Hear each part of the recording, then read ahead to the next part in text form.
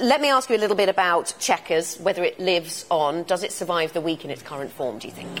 Well, I think we're involved in a very complex negotiation, and so the Chequers principles will guide us into those final stages. I think we've got to focus on the fact that the vast majority of contentious issues have been agreed, but we are into a difficult final stage. It doesn't sound like they've been agreed within the party, though, with the disparaging remarks that Boris Johnson used to describe Chequers this weekend. I've been coming to conference for 20 years, and the Conservative Party has always had a wide range of views, passionately held views on Europe. There are people who are passionately pro-Europe, who regret the fact that we've decided to leave the EU. But the Prime Minister is bringing all that together and acting in the national interest.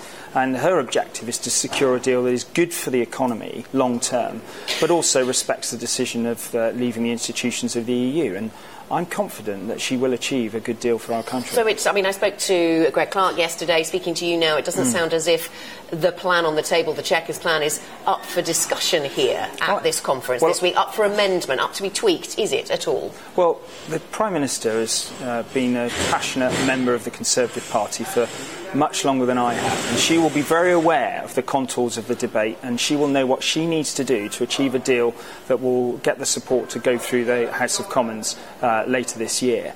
So I acknowledge that there are a range of views on some of the details of the final package, and it's for the Prime Minister to lead us through these difficult negotiations, and we will get a deal at the end of it. We haven't seen Boris Johnson launch any kind of formal leadership challenge as yet, although he's been very vocal over the weekend. Well, I was pleased to see that he endorsed the Prime Minister as staying on for as long as she wanted to at the weekend. So I see that as he's given up his leadership. You think so? Because, he also described some of her plan as preposterous. Well, he always uses wonderful language. That's part of the charm of Boris.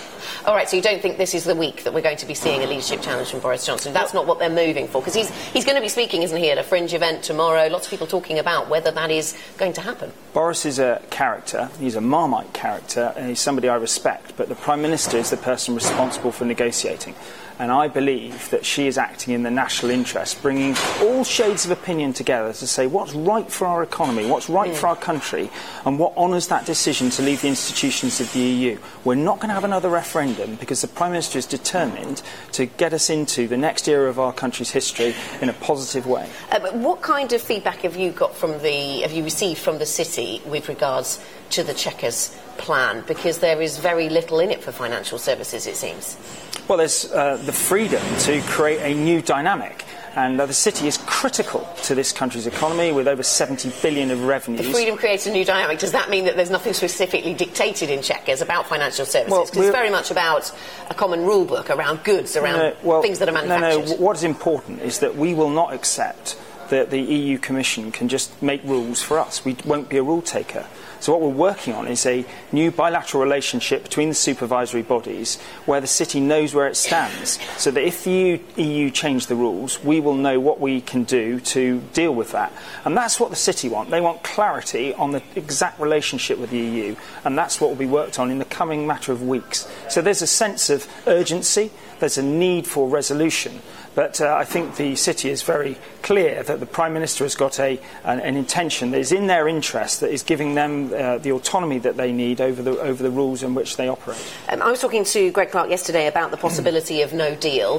What percentage would you attach to that? Because is it really a viable backstop with all of the implications it could have for manufacturing businesses and other such businesses? Well, across government, we are prepared for all scenarios. And in the Treasury, I'm just about to prepare to take 60 or 70 statutory instruments through Parliament to make sure that we've got a regime for all circumstances.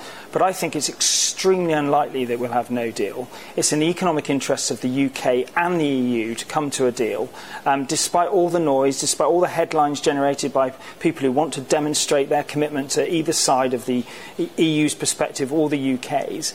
The interests of a deal for both sides are very clear. Europe needs access to deep liquid capital markets, and the City of London is the only place in Europe that can provide that hub of services, professional services and financial institutions.